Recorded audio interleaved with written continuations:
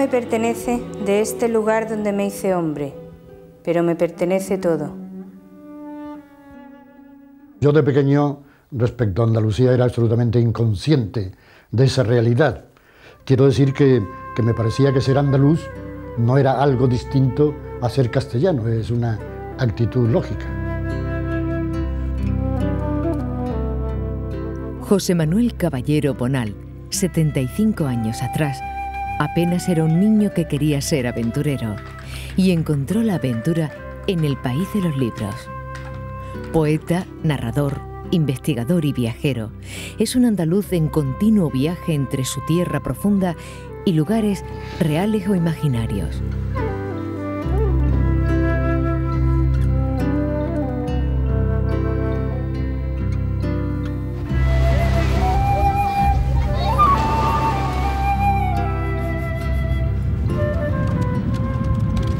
Argónida es un topónimo ficticio que yo uso para referirme literariamente a este mundo, al Coto de Doñana, ¿no? Esta referencia cultural del Coto para mí ha sido absolutamente inevitable, permanente, a través de mi ya larga carrera literaria. Es un paisaje literario, por supuesto, un paisaje cultural también, aparte de las bellezas naturales, que me importan menos. Y yo creo que aquí, desde que yo era niño y andaba en plan de buscador de tesoros por toda esta zona, pues ha quedado, digamos, en mi memoria como la idea más aproximada que uno tiene del Edén. Cada uno tiene su paraíso privado, ¿no? Y para mí ese paraíso ha sido y sigue siendo Doñana, o sea, Argónida.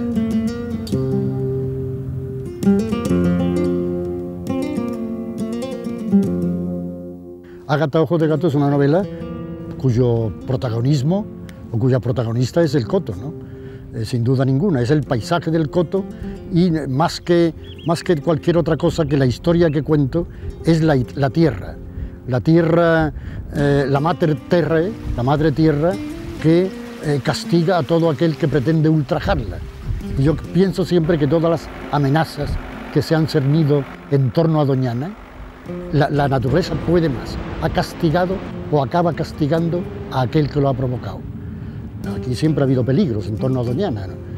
El aprovechamiento indiscriminado de los acuíferos, la agricultura intensiva, los tendidos eléctricos, una carretera que se quería construir por la costa, con lo cual las dunas móviles interrumpirían su ciclo de desarrollo, su ciclo vivificante, y terminaría afectando al equilibrio de Doñana. Bueno, esos son muchos peligros, por no contar el último, esa riada del infierno que estuvo a punto de acabar con Doñana y con media Andalucía.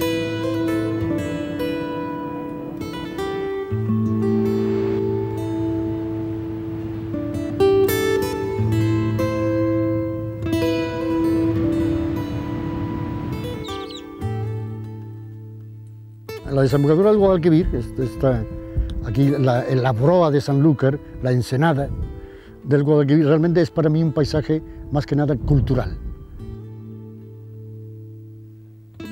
Yo aquí veo la carrera de Indias, cuando el Guadalquivir, todo esto era un hervidero de barcos que iban y venían, la carrera de Indias, los navíos que volvían cargados de riquezas, las flotas, y todo esto realmente era un fondeadero interminable hasta Sevilla, se veían todos a Sevilla.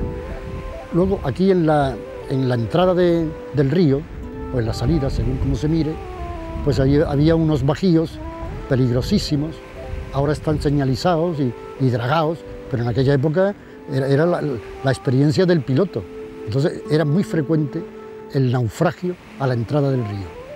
Y ahí hay documentados cientos de naufragios que en las noches tormentosas, dicen aquí, y yo lo he oído, no es que sea un cuento, lo he oído, se oyen los gritos de los náufragos, el crujir de las maderas, los mástiles rotos, todo eso se oye en Sanlúcar en noches de tormenta.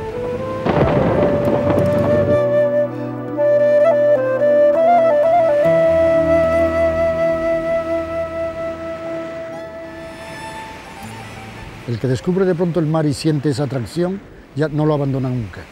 Yo quise ser marino, no por mi amor al mar, sino por mi amor a la aventura.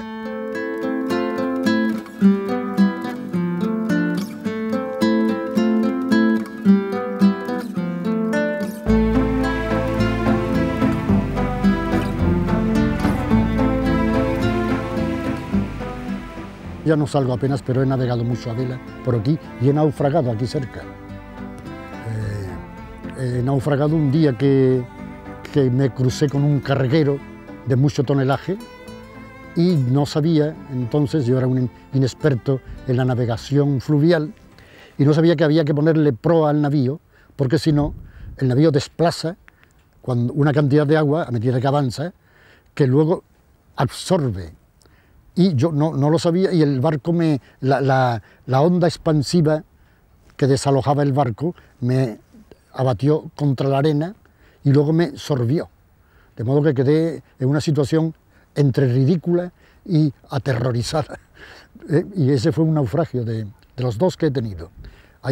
Sabes que los pescadores, ya se sabe que los pescadores dicen que si uno se ha salvado de 3 naufragios, ya es posible que ya no muera nunca, que ya sea prácticamente eterno. Yo me he salvado de 2 naufragios, espero que el tercero me llegue pronto. Nacido en Jerez en 1926, José Manuel Caballero Bonal creció en una casa en la que ahora reside la fundación que lleva su nombre. Allí, una escalera conducía al paisaje de su infancia, una ciudad solar sobre un deslumbrante paisaje de techumbres. Era el territorio de sus primeras e inocentes libertades.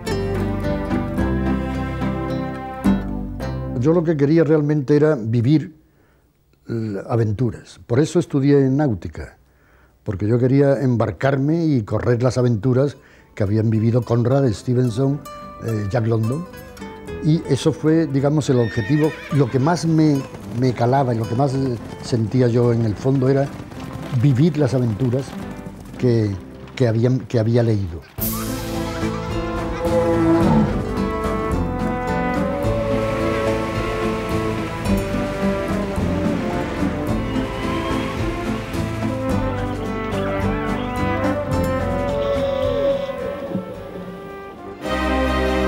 Altas banderas, himnos de victoriosos fraudes, confundían sus odios con mi miedo, me marcaban con no sé qué inminencia de huérfana verdad.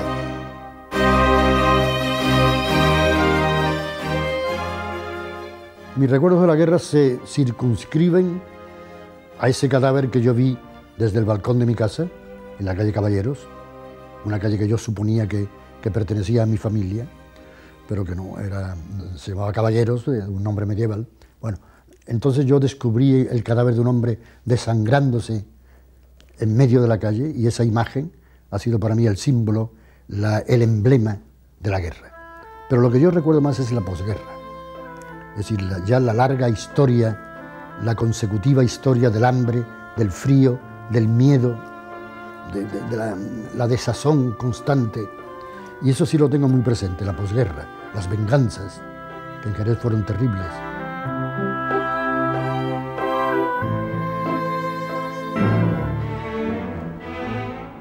Yo recuerdo muy bien a mi madre, por ejemplo, y estuve muy cerca de ella siempre. Era una mujer dulce, divertida, apacible, que nunca levantaba la voz, pues no estaba capacitada para gritar. Una vez me acuerdo, en toda mi historia personal con ella, durante muchos años, que una vez gritó y estuvo afónica durante una larga temporada, no podía gritar. Siempre hablo de mi madre como de alguien que influyó mucho en mi forma de ser, en mi sensibilidad. Mi padre era más distante, quizá un poco más, lo veo más distanciado, más silencioso. Era una persona bastante solitaria, paseaba mucho, leía mucho, pero menos unida a mi formación de niño. Mis abuelos eran de distintos sitios. El padre de mi padre era cántabro, un coronel cántabro que se fue a Cuba. Su mujer era una criolla, Obdulia Ramentol, con la que se casó en Camagüey. Mi padre nació en Camagüey. Y mis abuelos maternos, uno era francés y mi abuela era malagueña, de modo que ahí hay una mezcla de sangres que me ha dado siempre que pensar en el mestizaje. Yo pienso que el mestizaje, la mezcla no ya de sangres en sentido estricto, sino de culturas, enriquece realmente la sensibilidad y el desarrollo de cualquier civilización. Yo no conocía a mi abuela Obdulia Ramentol, la criolla, pero veía fotos y mi padre me hablaba mucho, y entonces esa abuela pues ha sido como una especie de permanente punto de referencia cultural y sobre todo de mi afición por Cuba. Mi abuelo, el padre de mi madre, mi abuelo Rafael Bonal, pues fue también una figura muy curiosa de mi infancia, adolescencia, que yo recuerdo siempre en la cama, porque es uno de los acostados de mi familia, que todos eran Bonal, de primer apellido. Y el abuelo también estaba en la cama siempre, solo se levantaba los jueves para llevarnos a tomar pasteles y hacer todo lo que prohibían las buenas costumbres, beber en las bocas de riego, andar por pretiles, etcétera, etcétera. Y también tuvo mucho que ver con aquella sensibilidad mía de la infancia para ciertas conexiones con los secretos de la química farmacéutica, que yo me metí mucho al principio y hacía experimentos y explosiones con peligro de incendio casero. Y claro, eso era también la aventura personal, ¿no? La aventura de descubrir el mundo de la vendimia, sobre todo. El ritual de la vendimia en aquellos años todavía se pisaba la uva en los lagares, se ponía a secar en montones sobre espartos, alrededores de esparto al sol, y todo eso era un ritual muy, aparte de costumbrista, pues tenía un sabor sensual y una especie de incentivo para ir descubriendo pues la sexualidad y los primeros avatares de un niño que quería ser adulto. Toda la viña junta bogaba a la deriva, como por detrás de una inmensa cortina de desolación. En aquellos años en Jerez se bebía, todo el mundo bebía. Bebía vino, sobre todo, no había posibilidad de beber licores, ni mucho menos, pero sí vino, y la gente bebía vino y era una forma de vivir. Luego ya cuando se constituyó una especie de rebeldía ante la situación fue ya en los años ya de adulto, cuando en Madrid los amigos ya poetas y novelistas del Grupo del 50 pues nos habituábamos a beber y lo hacíamos para molestar al bienpensante o para tomar actitudes de rechazo de una sociedad que también nos rechazaba a nosotros. Y esa forma de escandalizar nos venía muy bien. Yo me río ahora mucho cuando se habla de la prohibición de expender licores nocturnos o prohibir beber en la calle a los menores, o un eslogan del alcalde de Madrid que decía: beber no es vivir. Me parece una estupidez, aparte de una falsedad. Sobre su patria chica pesaba todavía aquel terrible dicho: en Jerez, o eres domecq o eres caballo. El joven caballero Bonal se rebeló desde muy pronto contra algunas de las personalidades tradicionales de la ciudad. En aquella época que yo vivía en Jerez, todavía, debía ser en los años 40, pues había que ser obligatoriamente iconoclasta, ¿no? Y entonces la figura del padre Coloma para nosotros era pues un personaje que había que olvidar o que había que hacer lo posible para que desapareciera de las historias de la literatura. Y entonces en una noche así, más o menos con copas, procedimos a desmontar un busto que tenía en una plaza pequeña de Jerez. Desmontamos el busto, unos cuantos amigos, y lo depositamos en la puerta donde había nacido don Miguel Primo de Rivera, de la casa. Y eso fue pues muy saludable. José Manuel Caballero Bonal lleva a cabo un minucioso trabajo de investigación para completar el archivo del cante flamenco, que supone el rescate de muchos cantaores anónimos y de formas insólitas de interpretar lo hondo. La música convoca las imágenes disgregadas del tiempo. ¿Dónde me están llamando? ¿Desde qué distancia? ¿Hacia qué día me regresan? Ese me parece un trabajo serio, más serio que cualquier otro que yo haya hecho, sin duda ninguna, y que a partir de ahí muchos aprendieron, muchos que no eran de esta zona, digamos, Jerez, los de Utrera, Lebrija, los puertos, Cádiz, etc., pues muchos que no eran de aquí aprendieron a cantar a través de ese archivo. Aquí está El hijo del Sordera con Enrique de Melchor. Este libro es un manual donde trazo la historia del flamenco desde sus orígenes conocidos hasta nuestros días. Rancapino, con Paco Cepero, que es otro gran guitarrista. Chano Lobato, que es el mejor representante actual del flamenco gaditano. Yo encontré ahí personajes humanos interesantísimos, ¿no? Tianica la Piriñaca, Manolito el de María, Santiago Donday, el negro del puerto, gente extraña, enigmática. Y Tianica la Piriñaca, por ejemplo, que pidió para cantar una docena de dulces y una botella de coñac, de brandy. Pero el coñac se llamó entonces en aquella época, que se vivió y se comió previamente para empezar a cantar. Y me dijo una frase de estas lapidarias que usa de pronto el pueblo con una grafía, con una capacidad de penetración cultural tremenda, poética. Dijo, cuando canto a gusto, la boca me sabe a sangre. Ay, ay, ay,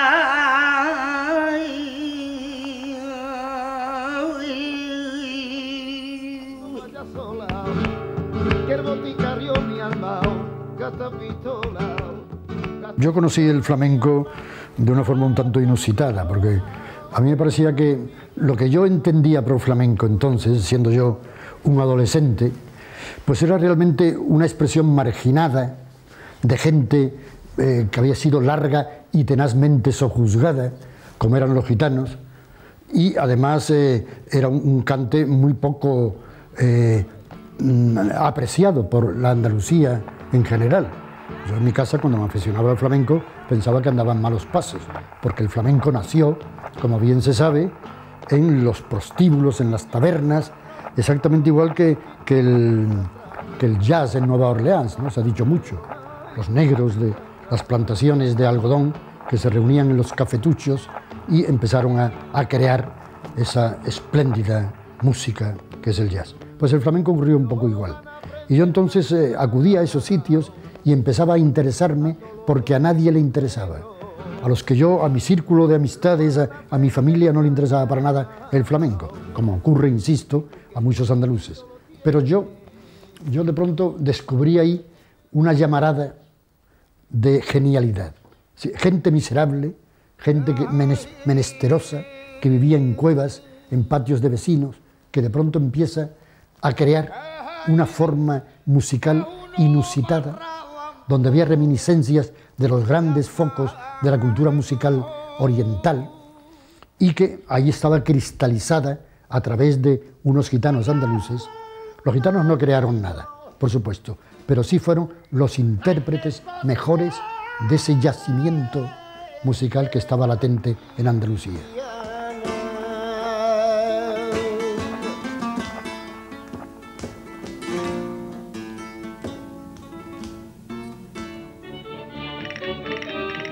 Hijo no soy yo de esta primera madre impía, de cuyos pechos mana la indigna dormidera de vivir. Con el tiempo, pues fui tomando una actitud crítica, porque me parecía que Andalucía, en aquellos años tan oscuros, tan hostiles, pues tenía algo de farsa, que de alguna forma yo no acababa de entender que esa Andalucía fuese un hecho real. Esta Andalucía de exportación, fundada por una serie de figuras andaluces de profesión, que son figuras decorativas de esa Andalucía del mundo de los holgazanes, de los chistosos, de los exagerados, de los hiperbólicos. Todo eso es una tontería que me indigna. Detrás de eso estaba la Andalucía, que siempre ha subsistido como algo que forma parte de la integridad cultural del pueblo. Estudiante de náutica en Cádiz, cursa letras en Sevilla y Madrid, a donde llega en 1952. Ese mismo año, su libro Las adivinaciones obtiene un accésit del premio Donais. Poco después, ejerce como secretario de la revista Papeles de Son Armatans, que edita Camilo José Cela. Será a partir de esta época que a Caballero Bonal ya no le gusta el régimen de Franco. Yo no podría concretar el momento en que me inicié políticamente en la lucha antifranquista o que empecé a tomar conciencia de la situación, ¿no? Pero eso debió ocurrir cuando yo llegué a Madrid, más o menos, o poco después, a principios de los 50, en el clima universitario, cuando yo pues establecí contacto con personas que me fueron poco a poco ilustrando sobre aspectos que desconocía de la situación política española, y luego ya fue un factor decisivo mi relación con Dionisio Ridruejo. Dionisio Ridruejo, como a tantos otros, cuando fundó el Partido Socialdemócrata aquel, pues realmente yo me uní a él. Su militancia política lleva a Caballero Bonal hasta la cárcel, aunque sea por breve tiempo. Yo estuve un mes en Carabanchel, porque era el arresto sustitutorio ante la negativa de pagar una multa gubernamental por haber presidido una asamblea pro amnistía en la Facultad de Derechos en Madrid. Estábamos otros, presidían conmigo otros más. Fernando Quiñones publicó un libro que se llamaba De Cádiz y sus cantes, donde hablaba de un archivo del cante flamenco que yo había dirigido por Caballero Bonal. Y el censor tachó Caballero Bonal, con lápiz rojo. Entonces era la campaña del Ministerio del Interior de Fraga encaminada a el ostracismo de los responsables de la lucha antifranquista, ¿no? Todos, había una lista negra que no se podía citar en absoluto. José Manuel Caballero Bonal pone tierra de por medio de la España de Franco. Viaja a Francia y en 1962 a Colombia, donde permanece 3 años como profesor de la Universidad de Bogotá. Pero tiene tiempo de palpar la violencia que allí late o de conocer a Gabriel García Márquez y a otros autores de dicho país. No, yo no creo que América cambiara mi forma de escribir. Cambió mi forma de pensar, quizás. Yo viví muy intensamente América. Creo que para mí fue una experiencia que ha marcado de una forma muy clara mi trayectoria humana y literaria. Yo allí tuve mi primer hijo, escribí mi primer libro, mi primera novela, 2 días de septiembre, y seguramente también pues planté algún que otro árbol, ¿no? De modo que aquello cumplí todas las razones humanas y literarias precisas para que no se me olvidara nunca Colombia.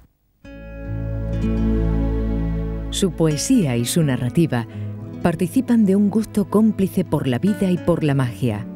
Y en sus recientes libros de memorias ocurre como en la vida cotidiana, que la épica se cruza con la lírica y la ficción se entremezcla con la realidad.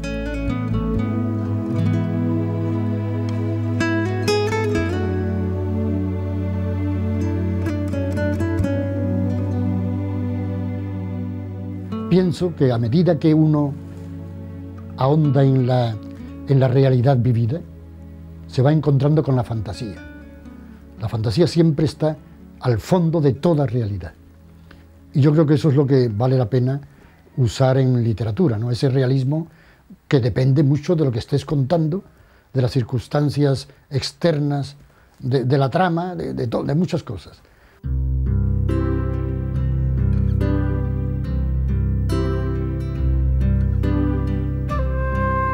Últimamente yo fui pensando, recapacitando, en que efectivamente en Andalucía, en las distintas regiones andaluzas, de occidente a oriente, pues había como una base común, una especie de identificación, de pertenencia a una nación con peculiaridades especiales. Pero lo que yo sigo creyendo es que Andalucía de ninguna forma tiene una base cultural unánime. Vuelvo a Andalucía cada vez más, como digo, y reencuentro muchas cosas olvidadas. No estoy muy al tanto de lo que ocurre desde el punto de vista político, pero procuro enterarme, sobre todo a partir de mis reencuentros con Jerez. Yo siempre fui un escritor crítico con cierta sociedad jerezana, con un sector de la sociedad jerezana. Es una forma criticar lo que se ama también es una forma de amor. Ese amor por Jerez nunca lo perdí, naturalmente. Sigue siendo un sitio muy querido por mí. Bueno, y entonces, como digo, recupero esa Andalucía que tenía medio difusa, que he ido incluso escribiendo bastante sobre ese procedimiento personal de reencontrarme con Andalucía, y he llegado a la conclusión, a lo que ya más o menos sospechaba, que la Andalucía como tal, como decía Luis Cernuda, viene a ser como un sueño que cada andaluz lleva dentro. Yo tengo mi propia Andalucía, soñada, entresoñada, y que es la que yo considero más permanente en mi memoria, o sea que es una Andalucía absolutamente inexistente. En Jerez, en su vieja casa familiar de la calle Caballeros, abre ahora la fundación que lleva su nombre, que atesora sus libros, sus cuadros, sus honores y sus recuerdos, pero que al mismo tiempo intenta reunir la obra de Caballero Bonal con la de sus contemporáneos y la literatura con las otras artes. Pero en todo caso es emocionante encontrar ese sitio donde yo crecí, convertido en fundación de un escritor que lleva el mismo nombre que ese niño.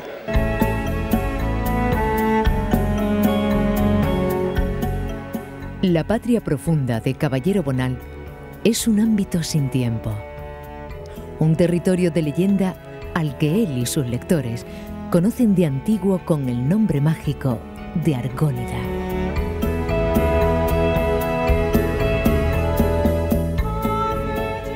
Nada me pertenece de este lugar donde me hice hombre, pero me pertenece todo.